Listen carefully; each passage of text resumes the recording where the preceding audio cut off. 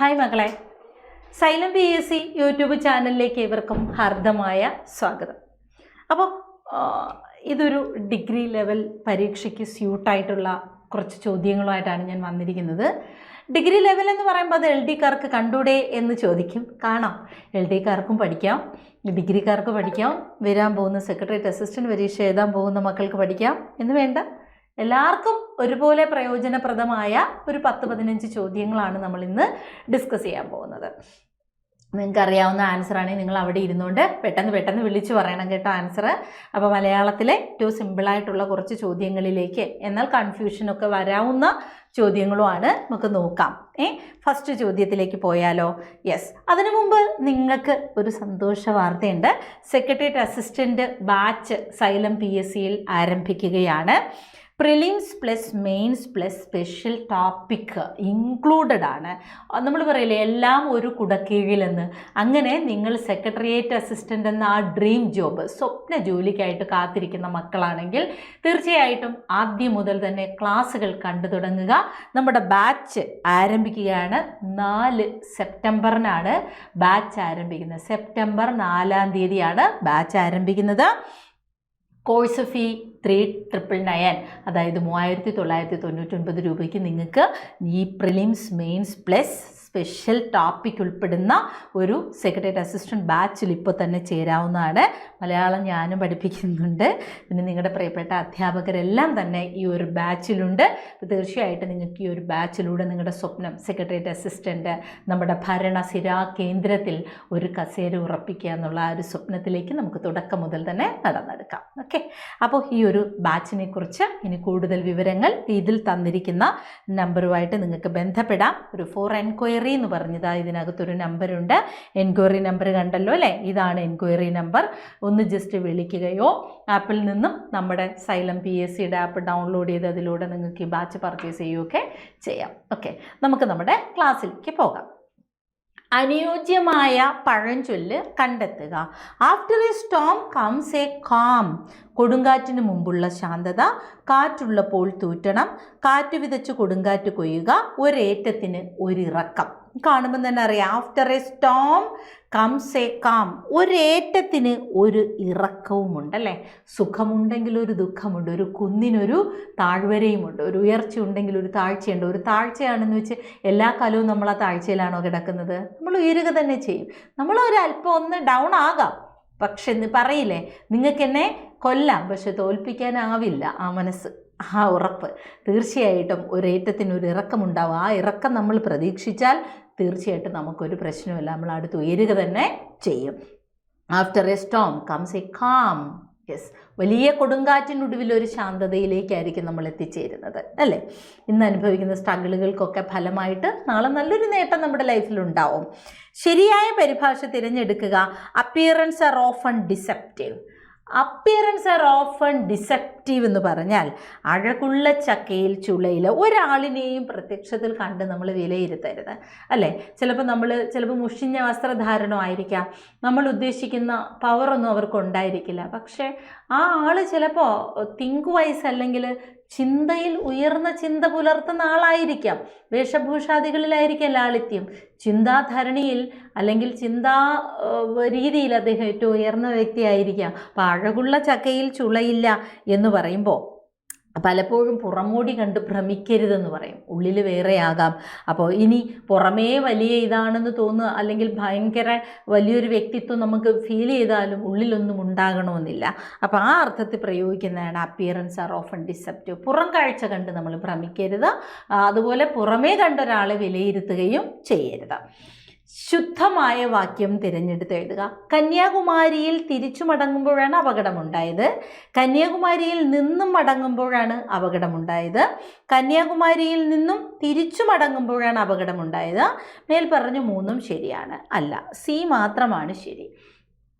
കന്യാകുമാരിയിൽ തിരിച്ചു മടങ്ങുമ്പോൾ എന്ന് പറയുമ്പോൾ അത് ആൻസർ ഇല്ല. കന്യാകുമാരിയിൽ നിന്നും മടങ്ങുമ്പോഴല്ല, കന്യാകുമാരിയിൽ നിന്നും തിരിച്ചു മടങ്ങുമ്പോഴാണ് അല്ലേ? കന്യാകുമാരിയിൽ നിന്നും തിരിച്ചു മടങ്ങുമ്പോഴാണ് അപകടമുണ്ടായത്. C ആണ് ആൻസർ. ശരിയായ പദം ഏതാണ്? പതിവ്രത, യാചിക, ജഗദ്ഗുരു, മുഖാന്തരം. നോക്കാം നമുക്ക്. പതിവ്രതയല്ല, പതിവ്രതയാണ് അല്ലേ? പതിയിൽ വ്രതമുള്ളവളാണ് പതിവ്രത. പതിവ്രത എന്ന പദത്തിൽ നിന്നും ഉണ്ടാകുന്ന നാമരൂപമാണ് പാതിവ്രത്യം. എന്താണ്? പാതിവ്രത്യം. പതിയിലുള്ള നിഷ്ഠ എന്നുള്ള അർത്ഥത്തിൽ പ്രയോഗിക്കുന്ന ഒറ്റ പദമാണ് പാതിവ്രത്യം. പാതിവൃത്യമല്ല, പാതിവ്രത്യം. ഇനിയുള്ളത് യാചികയല്ല, യാചകിയാണ്. എന്താണ് വരേണ്ടത്? യാചകി, യാചകി. അടുത്ത ജഗത്, ജഗത് അല്ലേ? ജഗത് പ്ലസ് ഗുരു ആണ്. ചേർത്തെഴുതുമ്പോൾ എന്തായി മാറും? യെസ്, ജഗദ്ഗുരുവായി മാറുന്നു. ജഗദ്ഗുരു എന്നത് കിട്ടും. മുഖാന്തരം ഇങ്ങനെ തന്നെയാണ്. അപ്പം ഇതെല്ലാം തെറ്റാണ്. മുഖാന്തരം മാത്രമാണ് ശരി. മുഖാന്തരം എന്ന് പറഞ്ഞാൽ ത്രൂ അല്ലേ? അവൾ മുഖാന്തരം അല്ലെ, കാരണം നിദാനം എന്നുള്ളൊരർത്ഥമുണ്ട്. പിന്നെ ത്രൂ എന്നുള്ള, അവൻ മുഖാന്തരം ഞാൻ കൊടുത്തുവിടാം, അങ്ങനെ ത്രൂ എന്നുള്ളൊരർത്ഥമുണ്ട്. അതുപോലെ നിദാനം, കാരണം എന്നുള്ളൊരു അടിസ്ഥാനം എന്നൊരു കാരണവും ഉണ്ട്, എന്നൊരു അർത്ഥവും ഉണ്ട്. സന്മാധുര്യം പിരിച്ചെഴുതിയാൽ സത് മാധുര്യം, ത് മായാണ് ഇന്മയായി മാറുന്നത്. അതുപോലെ ല് മായും എന്തായി മാറും? ഇന്മ. ചിതുമുദ്ര പരീക്ഷയ്ക്ക് വന്നിരുന്നു മുമ്പ്. ചിത് മുദ്ര ചേരുമ്പോൾ ചിന്മുദ്രയാവും. അതുപോലെ നെല്മണി എന്താവും? നെന്മണിയുമാവും. അപ്പം രണ്ട് രീതിയിലും ചേർച്ച വരും. പദത്തെ ആശ്രയിച്ച് മാറും. ചിതുമുദ്ര ചിന്മുദ്ര, സതുമാധുര്യം സന്മാധുര്യം. അതുപോലെ നലുമ നന്മ, തിലുമ തിന്മ, കലുമതം കന്മതം. ചില്ലല്ല അവിടെ കൊടുക്കേണ്ടത്, നെൽ അല്ല. നെൽമണി പറയാം, പക്ഷേ PSCയുടെ PYQല് നെല് മണിയായിരുന്നു നെന്മണി. അപ്പം അതുകൊണ്ട് തന്നെ അത് നെല്മണി നെന്മണി എന്ന് തന്നെ കൊടുക്കണം. ഓക്കെ അല്ലേ? സൈരിഭം, ജരതൻ എന്നിവ ഏതിൻ്റെ പര്യായ പദങ്ങളാണ്? പോത്തിനെയാണ് എന്തു പറയുന്നത്? സൈരിഭം, ജരതൻ. സൈരിഭം, ജരതൻ എന്നിങ്ങനെ അറിയപ്പെടുന്നത് പോത്താണ്. കലുഷമെന്നും അറിയപ്പെടും പോത്തിനെ, കലുഷം. അതേസമയം മന്ദഗമന എന്നറിയപ്പെടുന്നത് ആരാ? എരുമ. മന്ദഗമന ആരാണ്? എരുമയാണ്. സ്നേഹൈകം പിരിച്ചെഴുതിയാൽ സ്നേഹൈകം, സ്നേഹ അധികം ഏകം, സ്നേഹം മാത്രമേ ഉള്ളൂ, സ്നേഹം മാത്രം എന്നുള്ള അർത്ഥത്തിൽ പ്രയോഗിക്കുന്ന പദമാണ് സ്നേഹൈകം. സ്നേഹൈകം. സ്വാമിയുടെ എതിർലിംഗം ഏതാണ്? നമുക്കറിയാം, സ്വാമിനി സ്ത്രീലിംഗ രൂപം അല്ലേ? സ്ത്രീലിംഗ രൂപമാണ് സ്വാമിനി.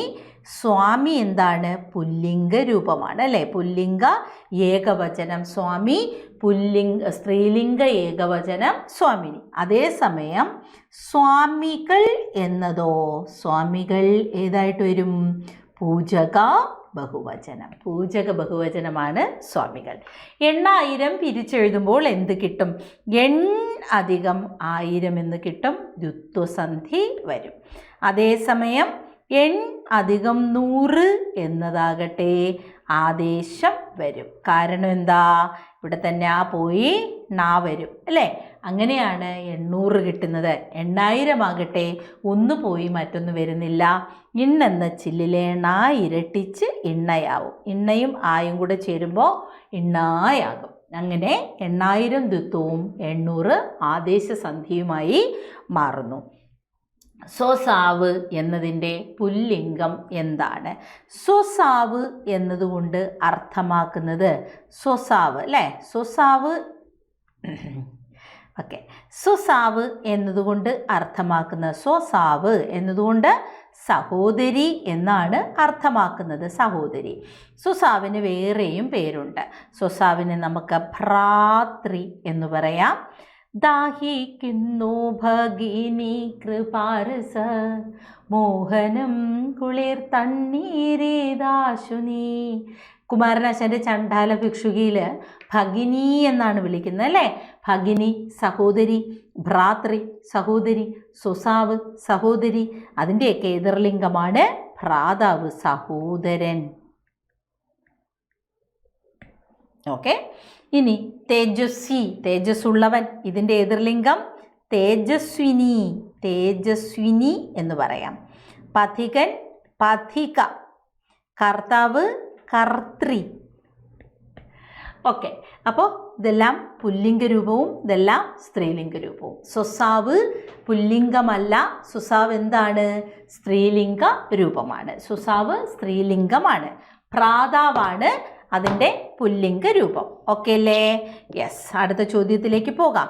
വിദ്യുത് ശക്തി എന്ന പദം പിരിച്ചെഴുതേണ്ടത് എങ്ങനെയാണ്? വിദ്യുത് ശക്തി, വിദ്യുത് ശക്തി, വിദ്യുത് ശക്തി, വിദ്യുത് ശക്തി. വിദ്യുത് ശക്തി ത് അധികം ഷ ഈസ് ഈക്വൽ ടു ഇച്ഛ. ജീവത് ശവം, ജീവത് ശവമാണ് എന്തായി മാറുന്നത്? ജീവച്ഛവമായി മാറുന്നത് അല്ലേ? യെസ്. ആപത്ത്, ആപത്ത് വരുമോ എന്നുള്ള ശങ്ക ചേർത്തെഴുതുമ്പോഴോ ആപച്ഛങ്ക എന്നാവും. എന്താണ്? ആപച്ഛങ്ക. ശരിയായ പ്രയോഗമേതാ? ശിരച്ഛേദം, ശിരച്ഛേദം. യെസ്. ശിര വിസർഗചിഹ്നം പ്ലസ് ഛേദം. യെസ്. അതാണ് പിന്നീട് ഷ് ആകുകയും ഷ് ആകുകയും ചെയ്യും.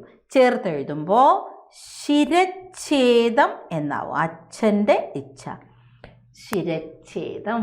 Okay, yes. അടുത്തത് അറിയാനുള്ള ആഗ്രഹം എന്നതിൻ്റെ ഒറ്റപ്പദം ഏതാണ്? അറിയാനുള്ള ആഗ്രഹം, അറിയാനുള്ള ആഗ്രഹം എന്നതിൻ്റെ ഒറ്റപ്പദം ഏതാണ്? അപ്പോൾ അറിയാനുള്ള ആഗ്രഹമാണെങ്കിൽ ജിജ്ഞാസയാണ്. അറിയാനുള്ള ആഗ്രഹം എന്ന അർത്ഥത്തിൽ പ്രയോഗിക്കുന്ന ഒറ്റപ്പദം ഏതാണ്? ജിജ്ഞാസ. അറിയാനുള്ള ആഗ്രഹം ജിജ്ഞാസയാണ്, ജിജ്ഞാസ. ഇനി വിവക്ഷ, പറയാൻ ആഗ്രഹിക്കുന്നത്, പറയാനുള്ള ആഗ്രഹമാണ് വിവക്ഷ. പറയാൻ ആഗ്രഹിക്കുന്നവൻ വിവക്ഷു. ഉത്സാഹം ഉത്സാഹം തന്നെ, കൗശലം കൗശലവും തന്നെ. ഘാതകൻ എന്ന പദത്തിൻ്റെ അർത്ഥമായി വരുന്നവൻ ദോശ അല്ലേ? നമ്മുടെ കോഡാണ്. ദോശയുടെ ദാ വന്നാൽ ഭക്ഷിക്കുന്നവൻ, ഭക്ഷിക്കുകയല്ലേ നമ്മൾ ചെയ്യുന്നത്? ഭക്ഷിക്കുന്നവൻ. ഇനി തറയുടെ താ വന്നാൽ, തറയുടെ താ വന്നാൽ കുഴിക്കുന്നവൻ, കുഴിക്കുന്നവൻ, കുഴിക്കുന്നവൻ. ഘാതകൻ, ഘാതകൻ. തറയുടെ തായല്ലേ? കൊലയാളിയോ ഘാതകനാണ്, ഘാതകൻ. വഞ്ചിക്കുന്നവൻ ആരാണ്? തിപ്സു, തിപ്സു, തിപ്സു, തിപ്സു, തിപ്സു വഞ്ചിക്കുന്നവൻ. കുഴിക്കുന്നവൻ ഘാതകൻ. ഇനി ഘാതകൻ ദയ, ദയാദോഷ, ഭക്ഷിക്കുന്നവൻ. ഘാതകൻ ഓർ ഘാതി എന്നും പറയും. അത് പുല്ലിംഗമാണ് രണ്ടും. ഘാതകനാണെങ്കിൽ ഘാതകി വരും. അതാണ്ടേ ഘാതകൻ്റെ എതിർലിംഗം ഘാതകി, ഖാദിയുടെ എതിർലിംഗം ഖാദിനി എന്ന് വരും. അപ്പോൾ ഘാതകനും ഖാദിയും ഒന്ന് തന്നെ, ഘാതകിയും ഖാദിനിയും ഒന്ന് തന്നെ. പുല്ലിംഗ രൂപം മാറുന്നതിനനുസരിച്ച് സ്ത്രീലിംഗ രൂപവും മാറും. അയാൾ പിരിച്ചെഴുതുക. ആ ആളാണ് അയാൾ. അപ്പോൾ ഇത് ചേർത്തെഴുതുമ്പോൾ അയാൾ. ആ അള്ളാണെങ്കിലോ അവൾ. ഇത് വരില്ല. ആ അവളാണെങ്കിൽ അവളായി പോവും. ഇതുമല്ല. ആൾ അവൾ, ആ ആൾ അയാൾ. ചുവടെ കൊടുത്തിരിക്കുന്നതിൽ ശരിയായ വാക്യം ഏത്? അവൻ മാത്രമേ വന്നുള്ളൂ, അവൻ ഒരു അക്ഷരം ഉരിയാടിയില്ല, കേവലം ജലപാനം മാത്രം നടത്തി, വെറും വെള്ളം മാത്രം കുടിച്ചു. നമ്മൾ ഈ ഒരു ക്വസ്റ്റ്യൻ വന്ന സമയത്ത് പിവയ്ക്കുവാണ്. നമ്മുടെ ഉദ്യോഗാർത്ഥികൾക്കൊക്കെ നല്ല ഡൗട്ടുള്ളൊരു ചോദ്യമായിരുന്നു ഇത്. അവൻ മാത്രമേ വന്നുള്ളൂ വേണ്ട, അവൻ മാത്രമേ വന്നുള്ളൂ അല്ല, അവനേ വന്നുള്ളൂ. അവനേ മാത്രമേ എന്ന് പറയുന്നുണ്ട്, വന്നുള്ളൂ എന്നും പറയുന്നുണ്ട്. അവനേ വന്നുള്ളൂ, ഞാനേ കണ്ടുള്ളൂ, ഞാൻ മാത്രമേ കണ്ടുള്ളൂ എന്ന് വേണ്ട. പക്ഷേ നന്ദന സിനിമയ്ക്കകത്ത് പറയുന്നുണ്ടെന്ന് തോന്നുന്നു, ഉണ്ണിയേട്ടൻ ഞാൻ മാത്രമേ കണ്ടുള്ളൂ അത് വേണ്ട, ഉണ്ണിയേട്ടൻ തന്നെ ഉണ്ണിയേട്ടൻ ഞാനേ കണ്ടുള്ളൂ എന്ന് മതി. അപ്പോൾ അവനേ വന്നുള്ളൂ എന്ന് മതി. ഇനി കേവലം വേണ്ട, ജലപാനം മാത്രം, മാത്രം എന്ന് പറയുന്നിടത്തൊരു കേവലത ഉണ്ട്. വെറും വേണ്ട, മാത്രമുള്ളത് കൊണ്ട് വെറും വേണ്ട, വെള്ളം മാത്രം കുടിച്ചു എന്ന് മതി. വെറും വേണ്ട, ഇവിടെ കേവലം വേണ്ട, അവനേ വന്നുള്ളൂ എന്ന് മതി. അവൻ മാത്രം എന്ന് വേണ്ട, അവനേ വന്നുള്ളൂ അല്ലേ. ഇനി അവനൊരക്ഷരം ഉരിയാടിയില്ല, ശരിയാണ്. എത്ര അക്ഷരം അങ്ങനെയല്ല, അതിലേക്ക് നമ്മൾ പോകണ്ട. അവനൊരു അക്ഷരം ഉരിയാടിയില്ല. എന്നാൽ അവനൊരു അക്ഷരം പോലും ഉരിയാടിയില്ല എന്ന് പറഞ്ഞെങ്കിൽ തെറ്റ്. ഒരക്ഷരം എന്ന് പറയുന്നിടത്ത് ഒന്നും ഉരിയാടിയില്ല എന്നുള്ളൊരർത്ഥം കിട്ടുന്നുണ്ട് അല്ലേ?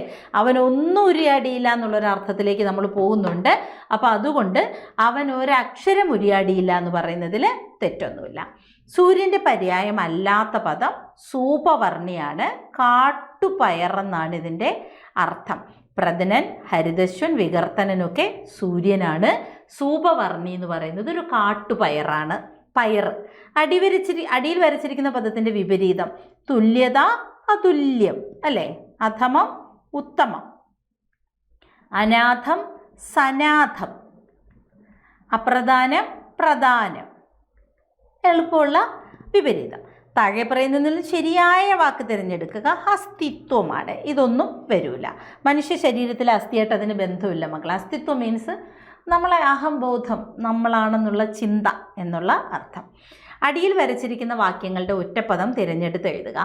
വ്യാകരണം അറിയാവുന്നവൻ വൈയാകരണൻ. ഓക്കെ. പാണ്ഡിത്യമുള്ളവൻ പണ്ഡിതൻ. ചിന്തയിൽ മുഴുകിയിരിക്കുന്നവൻ ചിന്താഗ്രസ്തൻ. സിദ്ധാന്തം അറിയാവുന്നവൻ സൈദ്ധാന്തികൻ. അടിയിൽ വരച്ചിരിക്കുന്ന ശൈലിയുടെ ശരിയായ അർത്ഥം. അഞ്ചാം പത്തിക്കാർ ഒറ്റു കൊടുക്കുന്നവരെന്ന് പറയാം അല്ലേ? ഒറ്റം കൊടുക്കുന്നവർ അഥവാ ഒറ്റു കൊടുക്കുന്നവർ എന്നുള്ള അർത്ഥം. ഓക്കെ അല്ലേ? അങ്ങനെ ഈ സെയിം ക്വസ്റ്റ്യൻ തന്നെയാണെന്ന് തോന്നുന്നു. യെസ്, അതെ. അപ്പോൾ നമ്മൾ ഒരു 10-15 ചോദ്യങ്ങളാണ് ഇപ്പോൾ പെട്ടെന്ന് നോക്കിയത്. അപ്പോൾ ഇത്രയും ഇത് ഒരു ഡിഗ്രി ലെവൽ പരീക്ഷയുടെ ഇമ്പോർട്ടൻ്റ് ആയിട്ടുള്ളൊരു ചോദ്യമാണിത്. അപ്പോൾ ഇതിനൊന്ന് സെറ്റാക്കി വയ്ക്കുക. Okay, bye. അപ്പോൾ നമുക്ക് കൂടുതൽ ചോദ്യങ്ങളുമായി അടുത്തൊരു യൂട്യൂബ് വീഡിയോയിൽ വീണ്ടും കാണാം. ബൈ.